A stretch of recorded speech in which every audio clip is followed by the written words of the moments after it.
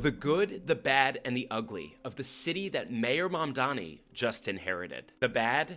Housing. New York's housing vacancy rate is currently at 1.4%. This is the lowest of any major US city and the lowest it's ever been in New York. It measures how many rental apartments are currently empty, and it's one of the best metrics we have to measure the current levels of supply and demand. And right now, demand significantly outpaces supply. And in a market this tight, it's why landlords hold all the cards. And unfortunately, there's no sign of this changing anytime soon. How do we know? Because new large housing projects take upwards of 4 years to build in New York City, meaning that what is hitting the market today is what was permitted back in 2021 and 2022. Because of this, we can look at New York City's permitting data today and essentially look into the future. And the units permitted in 24 and 25 is still well below what we need, meaning that housing delivered in 28 and 29 will continue to be undersupplied. The root cause of this issue is cost. The high cost of land,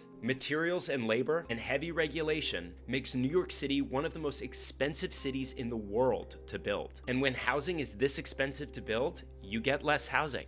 The ugly? Crime. Crime is up or crime is down is a meaningless thing to say without context. You have to ask from when crime is up or down, and what types of crimes specifically are we talking about? The NYPD tracks New York City's top 7 major crimes, all of which have direct victims. And it's these crimes that have the biggest effect on people's perception of public safety. And if you look at these major crimes on a chart, you can see that yes, crime is slightly down last year compared to 2024, but it's still way above what it was way back in 2019. I'd like to live here versus here. Finally, some good.